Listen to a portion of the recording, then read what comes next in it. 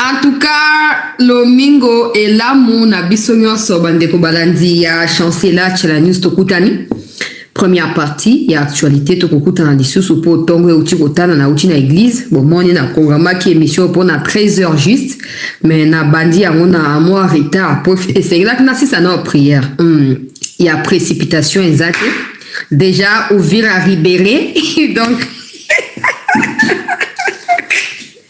déjà biso moko ba koromboka biso ba congolais ba koromboka to ti ko Ribéré ouvrir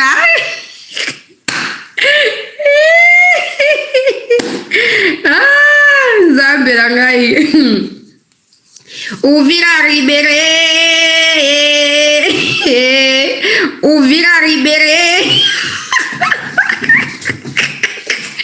Ribéré, Congolais, oh, je suis Congolais, biso duzali, ba Congolais, nganazari, ba mboya sarangei, ba uti ko Ribéré, Rubira, ya wana lobio, moi ba loba normal exact, faut ka ba loba ka rara.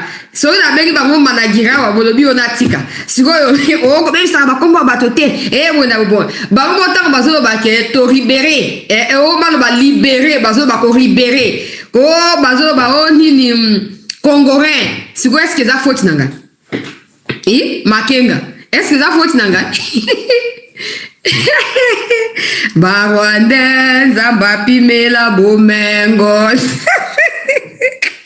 ouvrir à Ribéré, ouvrir à Ribéré.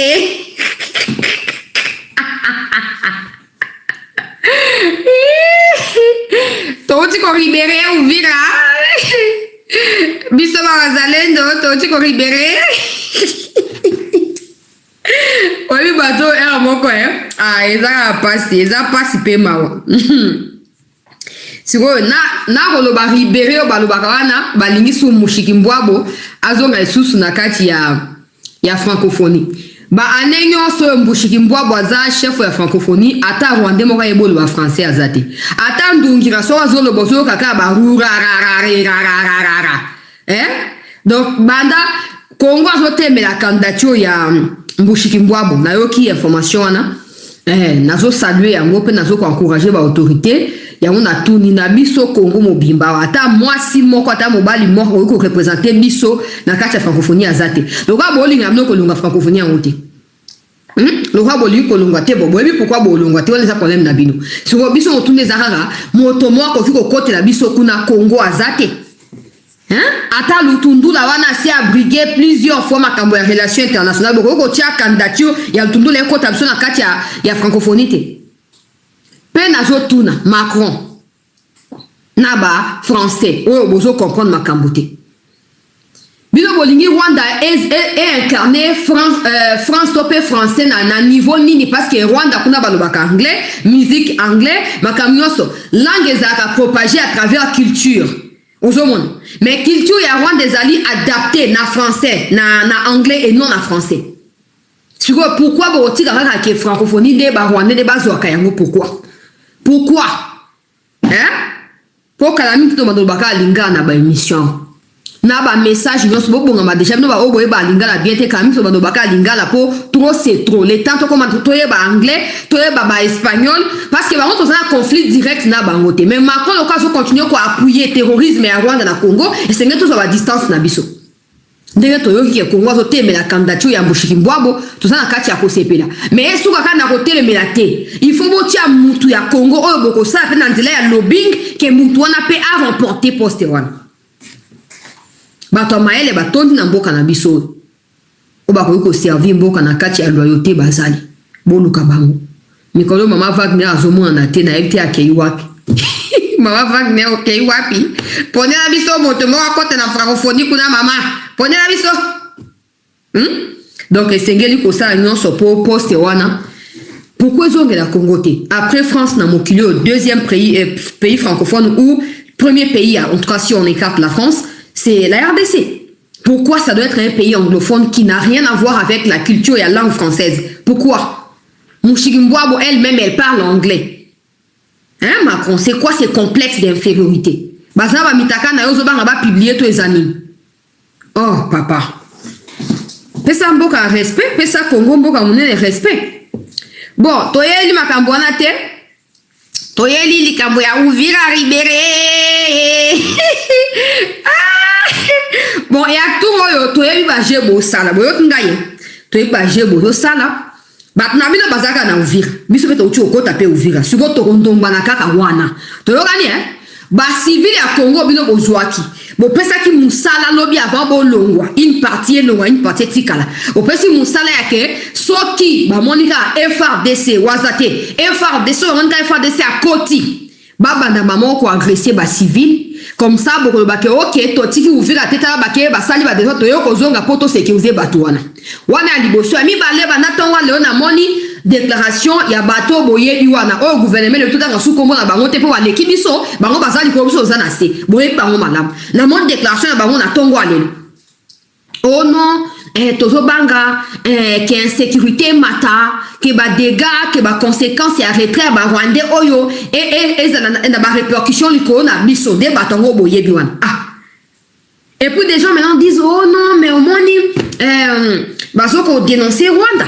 Ils n'ont pas balingite Rwanda instrumentalisé cause na bango balingite Rwanda lo bamakam na bango batangi kombo ya batindi Rwanda mission te pour na bango. Non, c'est que vous ne voyez pas de l'autre côté de cette déclaration, c'est qu'ils sont en train de vous dire qu'ils étaient en paix quand leurs frères rwandais étaient là. Ça c'est que vous ne voyez pas. Quand ils disent que nous redoutons juste des attaques donc à la communauté, nous redoutons la tension entre la communauté locale,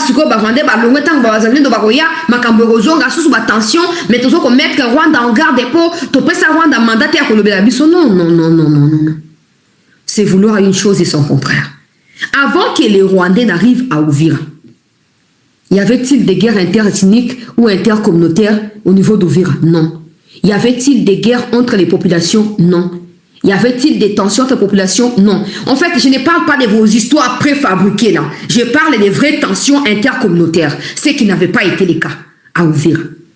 Et aujourd'hui, pourquoi le quoi FRDC Colombo Kanaba Wazaba Ozonga Namboka na bango, ils ont insinué que Bozo Banga insécurité, ça veut dire que vous dites indirectement que tango bande unabilo Rwandais Bozaki na kimia. Bozaki na kimia bozaki na esengo yaunga na esa ba mikonzi ya Kongo boko yoko baluka sima bato na ndenge bolingi boko na poto bo mati bolamuki eza ndenge na bango et ce n'est pas vous qui allez changer ça eza ndenge na bango ba se trahisa kate mata kitami boaka eza ndenge na bango boku vaka lokwa bato bozo lepele na sima bazo calculer binote au contraire ba ozo ba avantage bo pesi ba wana bazo utiliser ngo contre bino. C'est une manière de dire que quand ils étaient ici, nous étions en sécurité. Maintenant qu'ils ne sont plus là, qu'est-ce qu'on va faire? Donc, bakoza kaka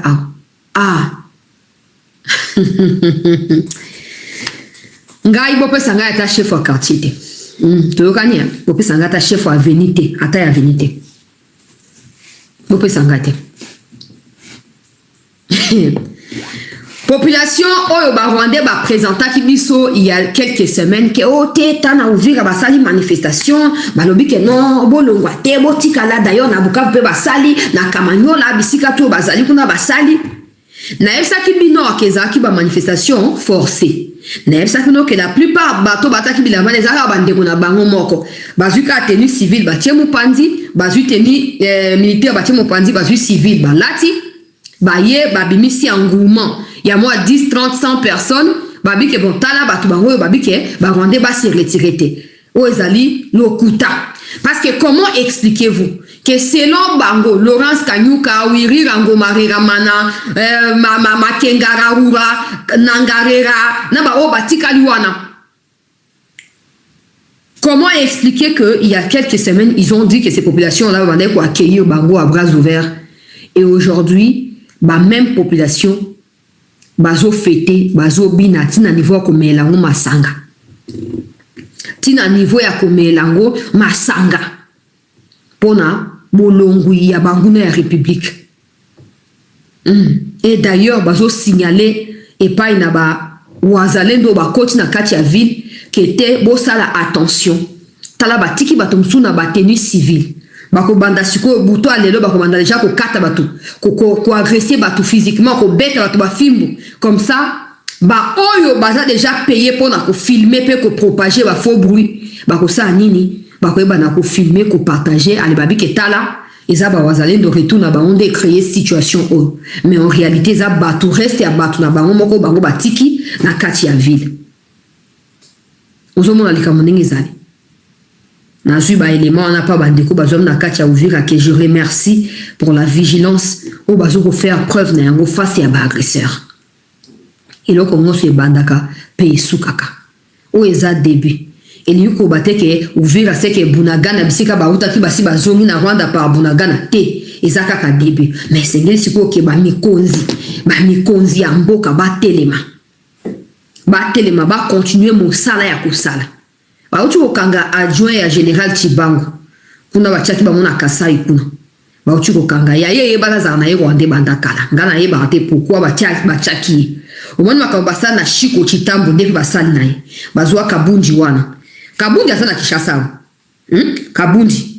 Kabundu te jama Kabundu te to Kabundi sonyante Kabundi loka bakoma ko copier ba kombo ya ba congolais wana azana Shiko wana première zone à défense na Kishasa mais bokanga kai na bokangi te fu bokangai ndenge bokangi adjoint ya Chibangu kuna Kasai kuna bomoni mutuna cheli bino na kati ya miniature au bomoni ba soda bso mbale ba simbi eboy ndenge wana na apesa no kombo na yao ami pesi kombo ya ba congolais ba mukamata ko babenga nini connivence na banguna ya république plan ya ko créer ba groupe armé na Kasa. Il faut pas oublier que na mboka ya Frank Tumba était sur le point de créer une milice qui a été dénoncée. Tango tobanda ko bela makaba Frank Tumba, j'avais parlé de ça et d'ailleurs mukoba kanga kaye ba to mboka na bango ba benga kangai pour ba foutre bango ba mbongo ba mungu na ba sucre pour ba ça nini ba rejoindre soit disant que c'est un parti politique mais en réalité ils ont des armes.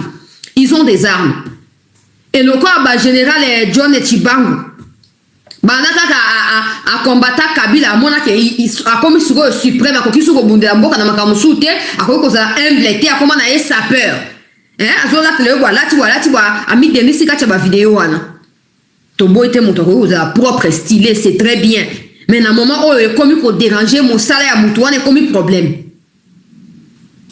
Bachela qui est général ya Rwandais adjoint yemo pratika ko dénoncer te il a fallu ba kangaye po ba kepe o kangawo wana bango nyoso na kati ya Mutambo complot contre mboka haute trahison nge ba généraux ozana bango tango no bakawa parle avec respect des gens parle avec respect aux gens parle avec ceci c'est là OK ba comme de a plus de 100 nazo yebisa no pona Congo ba tunyo bazara ba général na poka leo ba kamati na buto leo ba mukamate ubembi nako boyoki te bino batoto bozo bundisa mboka bosambelaka nzambe ke bino nde bo finir ko gagner mais le quoi na yebi ke nzamba ko permettre te que peuple na eza na kati ya confusion ndenge a déclaré na kati ya Joël 2:22 alobi vous mangerez vous rassasierez et vous glorifierez l'Éternel et mon peuple ne sera plus jamais dans la confusion tozape dimanche à moins que bino ne bo gagner mais ceux qui biso peuple oyo to gagner na éviter place boko bata mekoza wapi place ndeko ya Corbeil Diamba pe na kati ya côté ya Kisangani kuna ba umukamata na tongo lelo ba umutoka ba komema ya mikomizali kuya ndenge mo pena o bakani na Kasai ba komema pe umubwaka umundolo tozana ba ona Kishasa si vous continuez kaka tu sais que bino ba kaka ke ba traite bazali me ba sa ba on peut eloko te depuis un moment tozali na kati ya ko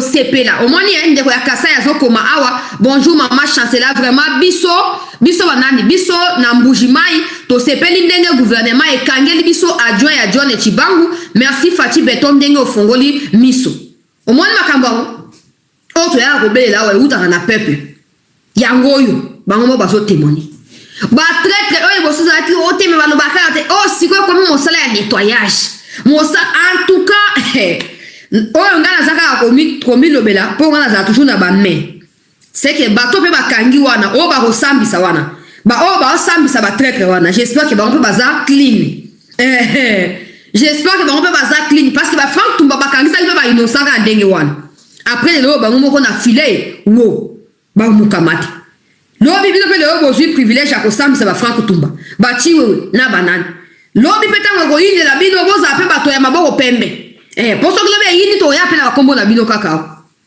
to kani to comme na étape oyo ke na sina lobaki awa accord ya Washington to signé et commander lokola pilier pour na biso et commander lokola mopanga oyo tozo simba pour to telema to koma pe vrai état parce que jusqu'à preuve du contraire c'était pas encore le cas to kani donc ndenge sikoyo komi ke ba komi ko nettoyer malin mais pour ba américain vont venir ba ko yat na kati ya kibudiki wana te taka Trump ndenge za lokwa musumo ya mo ba vise zo sauter siko azwa biso na kati ya kibudiki bo simba te sachant que Chine peut zo combattre biso pour to pesi privilège et pas na États-Unis et sengel to mi bongama et sengel nettoyage à fond et salama pour ba o ba ko tikala le grand partenariat c'est bandi Congo a tindi liste et pas États-Unis peut atteindre liste j'ai kamina uchu ko expédier 100 000 tonnes ya cuivre na mois au ya décembre et uchu ko kita États-Unis kuna na nzela ya ba entreprise auto za bango kati na partenariat mosala ngo ici est bandi déjà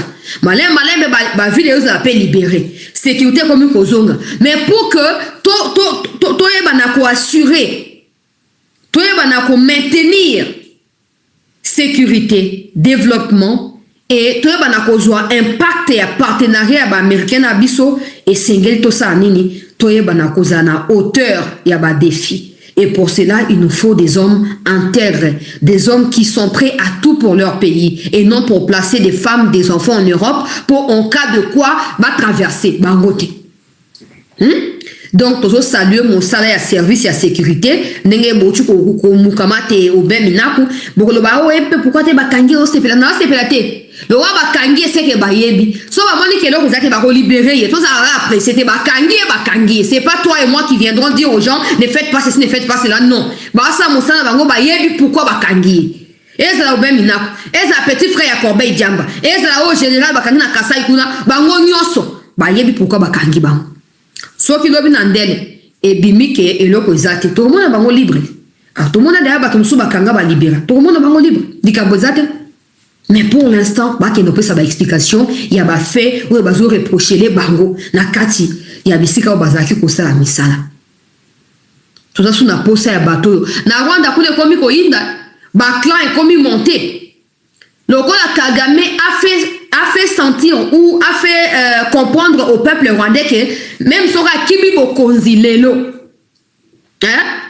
lobi mwana soki iyane soki nani wana akozwa bokonzi sikoyo ba généraux ya armée rwandaise bakomi komituna donc bango bazana ka pona ko servir principauté royauté ya ténèbres royaume ya ténèbres ya mucho to bango baza pe na droit ya kozwa bokonzi maintenant ils réfléchissent à un départ forcé à mucho to basa ke ba élection prochaine aux a tenu na kati ya Rwanda et bana kosala ke bazwa président ya sika mais bazo compter pe sur évolution ya mise en exergue ya accord ya Washington oyo ezo contraindre Kagame na ko stopper génocide na Congo pe komi concentrer sur pauvreté ya mboka na.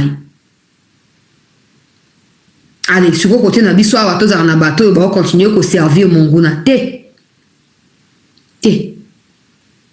so moni ke côté à Congo c'est pélicioté oza libre ndeko na ngai oza libre sauf que ko boss na teke to yebi o déjà oko katsa na côté à Rwanda ba officier ba traître o bossa ba défection na bozuna ba bataillon na bino boke na bango problème ezate to tra bino kaka mais to suto yebi ke bino bossa likambo songolo paka to yebi bino donc boko longola on a mitu na bisote attention mutu e bossa ni papier ko mama déjà bokende wapi bokimela wapi mboka mobimba ba généraux baza ba église baza pe na ba hôtel baza pe na ba business baza pe na makambo ebele or métier oya mosala ya kisoda ezali moko ya ba métier ezali très compliqué pe ezoko exiger ba sacrifice ebele yo moto za incapable ya ko mettre hors d'état de nuire ennemi à république pour ozo kanisa ke naza pasteur naza l'église il faut exécuter plutôt Bible, na sambe la ponaï. Pendant ce temps, pays, ils ont rappelé quoi, moi, na zoyo la kokusula. Toujours bunda. Mais bazana ba millions, bango ba généraux, ba tondi na basi. Il y a Bandumba, il y a Rwandaise, il y a Congolaise, il y a Kenyan, il y a Tanzanienne, Sangani, tu as des notions, lycée bo Sangani. Wana, général, mon général, wana, ngai général. Oh, mon sous babimisi na Kishasa, batebe ba tu na Facebook na lo balikambon. Mais tu es bien au combat mouton, tu es au moni moyen channel mon nga bien exaté. Ndeko na biso mo ya motard, Oyo pour a dévier kaka soki cortège un général na Kishasa so pe général ya la police et to yebate soki général ya mboka ni to yebite ka pour a dévier ki cortège ya général wana ba sécurité ya général ba kamata ndeko na ba bwaka ina makala 8 mois na kati ya makala ti ba ye ko bwaka eli banda mikolo moko awa akomaki déjà moribond ba ye ko bwaka eli banda akomaki miku anyoso libanda akufi sikoyo ndeko wango famille ezolela justice esala mapona ndeko wana général la famille na Kishasa wango baza ba intouchable là où nous cherchons les généraux na front kuna bango baza na Kishasa bango baza tranquille muto acha bango makelete ngala za général ndeko wana akufi donc les Congolais sont maltraités chez eux le quoi tout ça ba pa attends za général na tunia Nenge Fati Azawana, vous connaissez que Fati sera d'accord. Il y a une vidéo de Fati en 2021 ou 2022. Moko ya ba motard au batambo la kanaye wana akwe ya sali accident. Tshisekedi est descendu de son véhicule pour aller s'enquérir de l'état de santé de cet homme-là. Nous-mêmes, nous plairions. On se disait, hey, mon Dieu, tant de gens filmer na balcon, on peut la battre. Tshisekedi a quitté. Si vous avez un bozinga ba autorité. Na ba autorité mosusu hyper zélé. Oya bolina ko sacrifier ba Congolais. Tshisekedi a kita po ata la état ya motard. Tshisekedi a kiti. République et kiti. Mais yoka posa général. Et puis tu sais bien que la plupart na bino boza ba généraux ya normoté. Boza garçon de course ya Frank Tumba, boza garçon de course ya Kabila, boza ba bomia ba Rossi Mukendi, ne bo komela yango ba généraux. Ba ke obomisa jeune garçon wana. Na vie a passi oyo. To souffrir moto abimisi mo moto asa asunga ta famille yo kamati oke obomisa ministre de justice azoleka ali ba briefing na nyoso na lingo ba makam na ete na moni ki fona loba ba briefing ya ministre de justice nyoso ezaka pona ko rendre ba compte ko régler ba compte na motamba oh non il y a même des gens qui sont arrêtés pour que 19 millions soki milliards soki nini des dollars ils sont en prison nous travaillons papa Mutamba tango azalaki wana moi obali wana eza na ipekin soki ipekin eza na makala eza la OPJ oya instruit dossier kokanga moto 8 mois balinga baza susu liberté balinga baza na kimiate mais yo fandika wana la justice je ne suis pas un populiste nous sommes là pas pour les discours mais pour le travail à ceux qui me demandent de parler je leur répondrai que je ne parlerai pas je préfère travailler on ça raison impact ni travail au ministre de la justice au ça raison impact nini. Bon respecter vie à ba Congolais. Bon respecter vie à ba Congolais. Banda obandi wana procédure basi basali ya ba groupe armé baso ko na Kivu kuna. États-Unis a le Congo ça droit à commis défendre.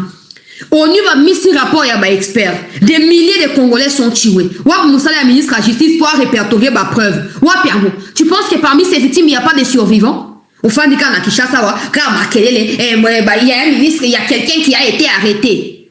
Moutamba reste un fils du pays. Il peut avoir manqué de respect à son président, à son grand frère, à son chef de l'État.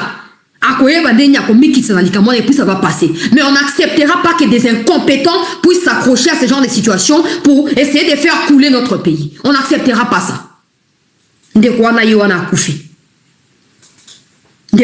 na kufi mosana bino yangwana nokwa mutasali malika moko boya mukiale pelise ya moto mutamba amakaki respect ata manquer respect za congolais Tshisekedi akope ofanda bo limisi pe mutamba peu importe oyo mutamba asali et bino bo na droite o banda ko instrumentaliser dossier wana ti yo o comment ko régler yango ba compte tous les jours non na briefing on ne voit rien des ministres o azoko sala. Tu penses que mutamba il suffisait de parler, il faisait des choses. Il faisait. Bah, kuna ba comme ko bunda ba villa na gombe kuna zo kat na ba mbeli en plein jour ba taxi etelemi bozali ko la moto moto me comme ko beta le gars so ka ba moto pour to za mituka te to sa boniko to telemi basi ça na bitumba ba moto leka ministre de justice ngoza wapi procès ba mutambe banaye ko sala tous les jours et bana bank sa ba kuluna ba mosu ba kota ka wana ba ma ba lapa ba songa suna makambo ba mbeli wana te. Mais yo yeka ba discours ba litanie kaka à ceux qui me demandent de parler, je ne suis pas quelqu'un qui parle, je suis celui qui travaille. Tu travailles dans quoi? Tu travailles dans quoi? Na suki wana. Po yeba ki na makambo na très bien. Na yo kaka makambo lo ba rappeler makambo salaka. Na compara kama lo ba na ba acte, mais il y a pas d'acte, il y a que des paroles. De la biso na akufi. Pour la générale. Akufi. De quoi famille za pauvre, to yeba suite. Moi, ça me fait mal parce que nous tous, tout le monde moi, moko azuma moto, muso azubilanga, muso salibo, bo sangisi, ya monde bozo vivre na. Et na kishasa auto, et bien ni moto et rapporte quand même na bateau. Et zo fans ça même ba couple moto, mobile ya salika ki taxi, moi c'est na bana bazo lia bazo tanga. Dès qu'on a les qui si oui moi pour dépasser cortège en général, mais c'est quoi ces machins? C'est quoi ça? C'est quoi? Mais bon. Le ministre de la Justice est là pour rien. Pour rien. Il préfère répondre aux questions sur Banani, Mbouchikimboa, Bosognan. Oya Pepe Ordewana. Wazaki ministre, ce qui est là, maman wana. Pour Bazui, Banaye, ce qui a 16 ans, ce qui a 18 ans. Biso to koli na bamboka na 18 ans ozana no mwana moke okoko bimate ti le lo ngala kendata ba fekite ba boîte de nuit na kendata na evite boîte de nuit ba na bota na kota na katite ba bar na ba terrasse na kendara te pour na koli ndenge wana après je pose à personne mon éducation mais moi na 18 ans ake osala wenge muzika et pas ba monter pas ba to mususu papa ya bana basi donc ngana zaneti papa naza bana ngaya basi bana ya mbushiki wabo so na ni mwasi wana ya mibali baye po baza ba camarade soki ya classe soki ni baye ba na bana nga ya basi baye ko kepa monsieur wana ti 4 heures ba o s'ambiancer monsieur wana zali mutu ya ba service ya mboka asali mosala zongi na reta ayebi ke famille zali bana baza ndako likambo zate aya bo kuti bana mibale qui d'ailleurs sont plus âgés que ces filles na kati ndako bazo ko s'embrassaka ba tie musique ya likolo bazo bina bazo mena bana ya 18 ans. Papa wana soki a frappa bango sope a bengana bango na 4 wana e soki nini bob mabozonga allez moi si wana mushobe quoi akamati akomi kuna oh non ba tu as un air protégé par Tshisekedi bazo ko sakana tala ba sali bana ngai ba sodomiser bona bon moboti nini ya normal déjà tous les deux sont coupables. Papa ya bana ya basi est coupable parce que après si bana elle certainement excès de pouvoir à côté ça ba inconnu ou basa na kati ndako ti 3h 4h à l'absence ya ba parents. Mais il y a pas mouchobe quoi pas ça fautive parce que bana on ne peut pas quitter chez toi bana 18 ans tu les laisses aller passer nuit en dehors de la maison. Mais c'est quoi ça? C'est quoi ça? Si quoi les qui ça li kamwa ba parents na mi tout na raboza ba opposant la vie politique pourquoi botika bana mi ba sa moura chaka pourquoi vous devez maintenir la même opposition dans la vraie vie sinon vous êtes des menteurs au monde mais ba salma kambwana mushobe ka bandi ko loba allez ba journaliste o ya kabiliste ba ki opposer ministre de la justice mutuna oh non makambo ya mushobe quoi au salini il a commencé à expliquer oh tout ko s'est renseigné tout ko enquêter sur vous ont enquêté sur quoi vous ont enquêté sur quoi? Question simple. Mushobe quoi, c'est une opposante. Le monsieur dont il est question, c'est quelqu'un qui travaille pour la République. Toyo Kanamalam. Est-ce qu'à l'époque de Kabila, Anthony Tshisekedi, ou Nazo Pes Anthony parce que c'était l'opposition, Ezaki Biloko ya papa mba oto moto omo na lelote. Anthony Tshisekedi ou Félix Tshisekedi Yemomo na ya Titi pouvait aller s'ambiancer avec Jeannette Kabila, Toba na ya Kabila. Ça même dans un rêve, ça ne peut pas arriver. Ça ne peut pas arriver. Dans ces cas, réglez ces histoires-là entre vous les parents. Parce que déjà le fait que vous êtes des opposants idéologiquement parlant, mais vos enfants nouent quand même des relations, trouvez les justes milieux, comment vous gérer les Kamwana dans la famille. Non, mais le ministre de la Justice en parle comme si c'était un problème national qui préoccupe les Congolais. Pendant ce temps, tu as un Congolais qui se bat pour sa vie parce que Missa Nambo Kezali passe, il faut pas brancher, il y en a Kamati Bake Ocha, Soki na Ipeki, Sofi Wapi. 8 mois, clavicule, Nyo Solibanda. Nous autres, le squelette, nous sommes Libanda. Ministre de la Justice. Il y a quelqu'un qui a été arrêté. Vous avez vu, 19 millions ont été interceptés comme une zembo. mutambaza congolais toyoka na malamu mutambaza congolais toyoka ni abebisa abuka mibeko asa nini il est congolais Tshisekedi lokola grand frère lokola papa azape kolobake toyebi Félix Malamu c'est pas quelqu'un qui se venge des ennemis non peu importe ce que mutamba sali Tshisekedi so batu na yemo ka kolobake bon OK basta likamona esili mais toyebi bino bazele bo comme ça likamona bino comme ça va faire na bino likamoke mutamba sala ya yo musala toyoka ni sala ya yo musala to mona résultat na yango pona no ba makamna ote so remarquer mbali bosna makamba ministre justice yango po ndeko wana akufi